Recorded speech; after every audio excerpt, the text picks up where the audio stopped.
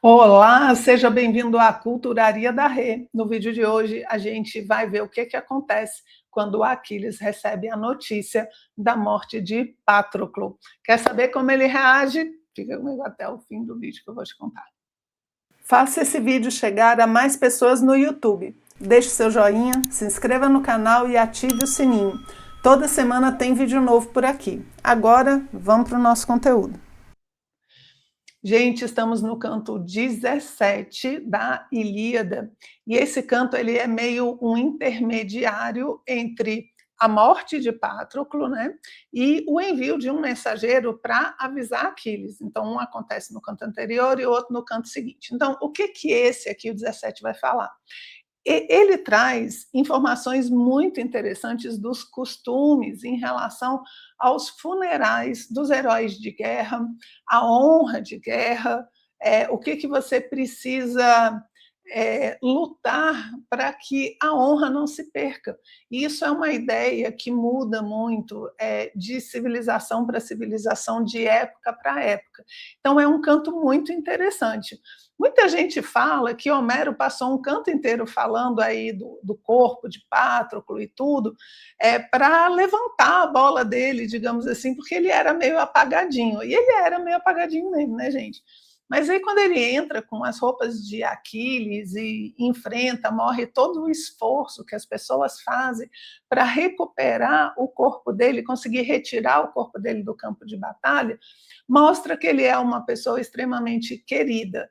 E, por outro lado, também mostra o que as pessoas são capazes de fazer, digamos assim, por aqueles heróis que tombam em batalha, né? É como se fosse uma certa confraria que você tem ali. Então, Homero vai trazer para a gente diversos detalhes em relação a isso. Então, ele é interessante. Para a gente, tem vários detalhezinhos que nos ajudam a entender também a história, né? Quando Patroclo morre, a gente sabe que Apolo dá aquele tapão nas costas, né, que a gente viu no vídeo anterior, cai o elmo, né, que está ali na cabeça, cai o elmo e rola, e ele afrouxa a armadura que ele está usando. E por isso que Heitor consegue pegar as roupas, ele consegue pegar a armadura de Aquiles para si. Mas quando ele vai tentar pegar o corpo, ele não consegue. Ele recua e aparece Menelau. Então, Heitor está com a armadura de Aquiles, né, que Patroclo estava usando, e chega Menelau ali para defender o corpo. Menelau e Ajax, os dois ficam lá, acontecem muitas coisas, e eles estão assim, não, a gente não pode deixar Heitor pegar o corpo dele, porque qual é a ideia? Heitor disse que ia mutilar o corpo dele, cortar a cabeça, jogar aos cães, e isso, gente, dentro da tradição grega, é pior que a morte, porque um homem que não tem os seus ritos funerários realizados, segundo a tradição grega antiga, ele vai ficar vagando pelo mundo. Então, você precisa dar paz para que a alma daquela pessoa vá para o Hades. Nessa época, gente, o Hades vai todo mundo para o Hades. Não tem esse negócio de paraíso, de inferno, de lugares diferentes no Hades. O Hades é um grande lugarzão, ele é um grande condomínio onde vai todo mundo lá para dentro. Eu tenho um vídeo aqui, vou deixar o cardzinho, que fala muito sobre essa evolução da concepção do inferno dentro das tradições. Vou deixar o cardzinho aqui para você dar uma olhadinha, caso esse tema seja do seu interesse. Então, com essa ideia, o que eles pensam? A gente tem que recuperar o corpo intacto, ainda tem isso. Tem que ser intacto, porque se o corpo for mutilado, ele não pode receber os ritos. E isso leva Menelau, então, e Ajax a se esforçarem em demasia para fazer com que o corpo de Patroclo retorne inteiro. E aí, gente, acontece um monte de coisa, né? Zeus joga uma espécie de uma nuvem ali, onde está o Menelau com o corpo de Patroclo, para evitar que as pessoas cheguem até lá. Agora, você imagina a cena, né? Não tem uma nuvem no céu, tudo limpo, uma planície limpa, e de repente um bolinho assim, com uma grande nuvem negra protegendo o Patroclo, né? Por isso que eles falam que os deuses estavam ali a favor, porque isso é muito estranho de acontecer. Dentro disso, Patroclo vai sendo resgatado aos poucos, com a ajuda ali de Menelau de Ajax. Heitor fica com a roupa de Aquiles, e Zeus diz que Zeus mexe a sobrancelha. Gente, eu queria subir. Sabe quando você sobe uma sobrancelha e só assim? Eu não tenho coordenação motora, não. Aí ele sobe uma sobrancelha assim e ajusta a armadura de Aquiles no Heitor. Não sei se ela estava justa, né, ou se ela está folgada. Ele não fala. O fato é que Zeus pega os seus olhos azuis, levanta a sobrancelha, e aí, então, a roupa toda se ajusta no corpo de Heitor. E Heitor está se achando. Gente, eu também ia me achar. Imagina, você está com as roupas, você acabou de matar um grande guerreiro, sabe que Aquiles vai ficar irritado, e esse é o grande objetivo de Heitor, está com a armadura toda, o elmo, tudo. Do Aquiles, ele começa a se sentir, e Zeus está lá no plano dele, né, querendo que os troianos realmente continuem encurralando os gregos. Então, o que ele faz? Chama Ares. Ele fala assim, Ares, deus da guerra, né, da guerra bruta mesmo. Ele diz que ele entra em Heitor e dá uma força sobrenatural. E aí, gente, a história vai andando, e Menelau, em determinado momento, ele fala assim, eu não vou dar conta, olha o Heitor vindo, né, na minha direção, os troianos tudo atrás, eu aqui, né, no meio desse fumacê divino, sem saber o que fazer. Então ele chama o filho de Nestor e pede que ele vá avisar Aquiles do que aconteceu. Porque ele pensou assim, pô, Aquiles vai ficar chateado, vai vir aqui ajudar, afinal de contas, é o corpo do Patroclo, e não estou dando conta, né? Menelau, inclusive, se mostra um grande guerreiro, né? Muito mais valente do que normalmente a gente vê ele representado nos filmes, né? Extremamente valente. Ele fala o louro Menelau, é o adjetivo que ele dá aqui. E aí, então, Menelau está lá cuidando e fala, não, vou avisar Aquiles. Então, ele manda o filho de Nestor, e o filho de Nestor vai lá avisar Aquiles, então, da morte de Patroclo. E eu vou ler aqui para vocês como é que ele faz isso. Deixa eu só ver se eu esqueci alguma coisa aqui, beleza? Assim, muitas pessoas vão dizendo que são responsáveis pela morte do Patroclo, né? Aquiles vai se achar responsável, Menelau vai dizer que é responsável, afinal de contas ele está lá por conta da esposa de Menelau, mas na verdade, gente, nunca é uma coisa só, né? O destino é uma teia, é um conjunto de pessoas, fatos, acontecimentos. Então, a gente se sente responsável de maneira individual, mas, no fundo, nada é só uma pessoa. Ainda tem os deuses que interferem, né? Então, são muitas coisas. A gente não precisa se sentir culpado dessa forma com que eles falam, né? Então, vamos lá. Canto 18, então, o filho de Nestor chega lá e fala assim, ai de mim, filho do fogoso Peleu, que é Aquiles, né? Filho de Tétis e Peleu. Demasiado funesta é a notícia que ouvirás. Provera que nunca tivesse acontecido. Patroclo tombou. Em torno do seu corpo estão combatendo, do seu corpo nu, pois suas armas têm Heitor do elmo faiscante. Então, assim, ó, 4 linhas. Está aí um cara que sabe dar uma notícia ruim, né? É esse mensageiro aqui. E aí ele falou, e ele descreve aqui agora a dor de Aquiles. Vou ler para vocês, olha só. Assim falou, e uma nuvem negra de dor se apoderou de Aquiles. Agora, gente, ele vai falar de um rito parecido com as carpideiras, e que são aquelas que choram o morto, né? E é muito assim, coletivo. Aquiles sofre, aí vem Tétis sofre, as outras Nereidas, aquelas que foram recebidas, aquelas mulheres que ganharam como prêmios, né, na guerra, tanto Patroclo quanto Aquiles se juntam, batem no peito e choram. Então, é como se fosse uma questão de uma dor coletiva, sabe? É como quem diz, a morte de um grande homem, de um grande guerreiro, ela é sempre uma coisa que comove a todos. Então, aqui, gente, não é só Aquiles sofrendo, não.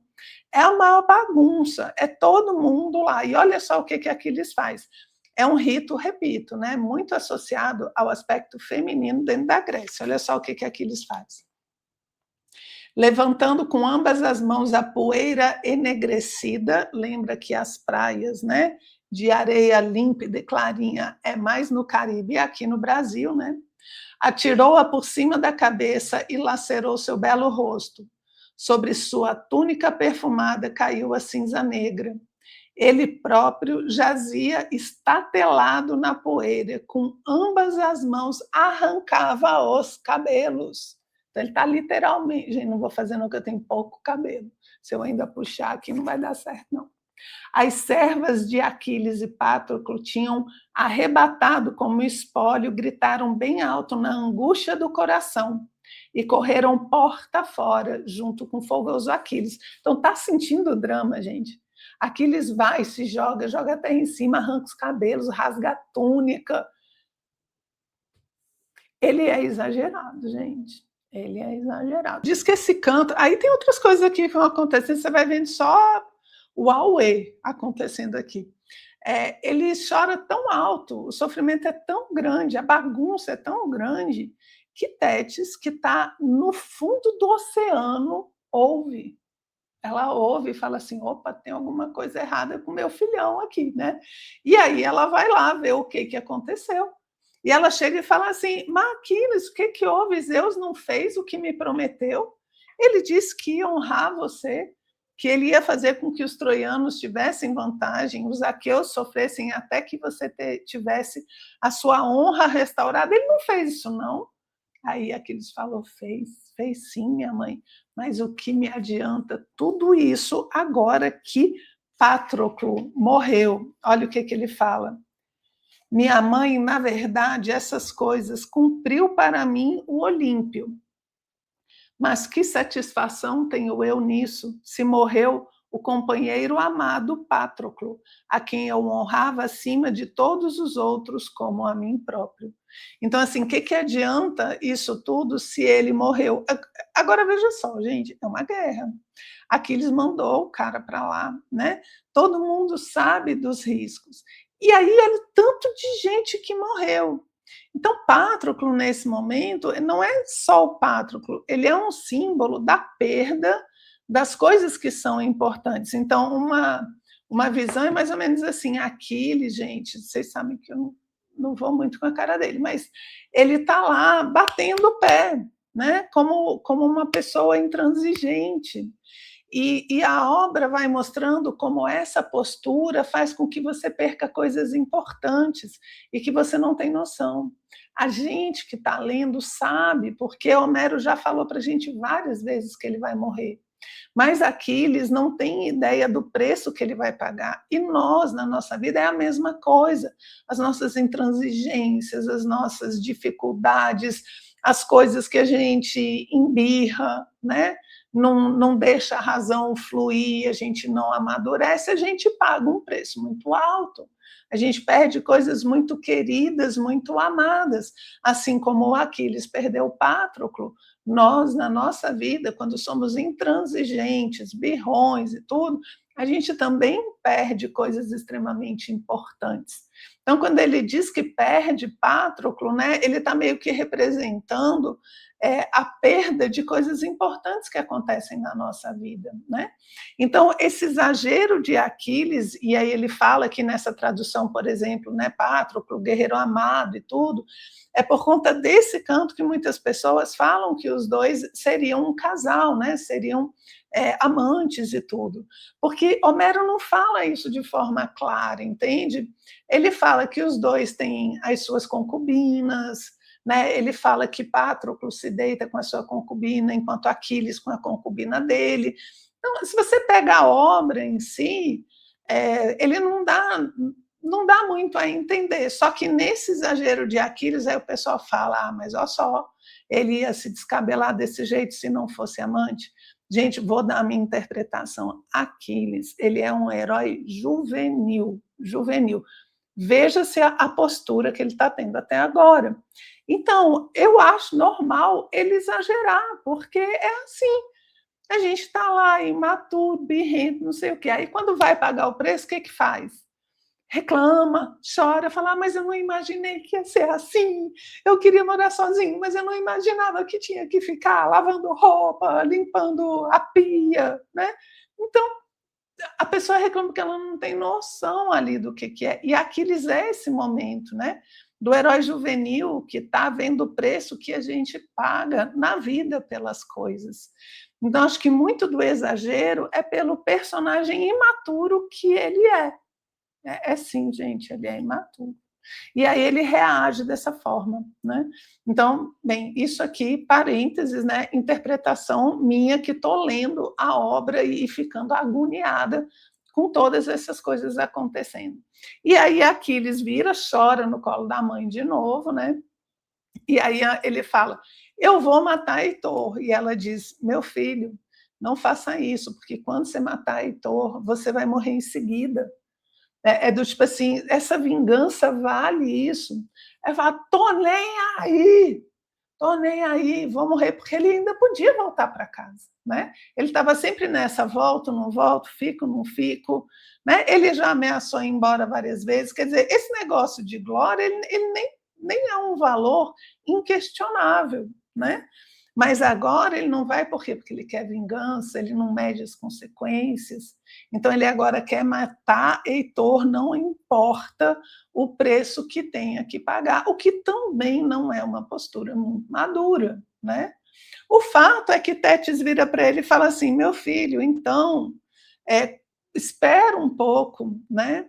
Deixa, eu vou lá no Hefestos e vou pedir uma armadura nova para você, novas armas, porque Heitor está com as suas. Se você for, né, lutar contra ele sem ter também uma armadura divina, você com certeza não tem chance de matá-lo. Então, deixa eu ir lá, vou falar com Hefestos e vou trazer aqui novas armas e armadura para você. Ou seja, lá vai a Tétis arrumar, né, arrumar os problemas do filho, vai ela lá resolver a situação. E aqui, gente, no próximo canto, então, que a gente está no canto 18, é quando Tétis vai fazer as armas, né, vai pedir para Hefestos, e ele faz o escudo de Aquiles, que eu vou parar o vídeo por agora, vai ser só na semana que vem, porque ele vale um vídeo sozinho.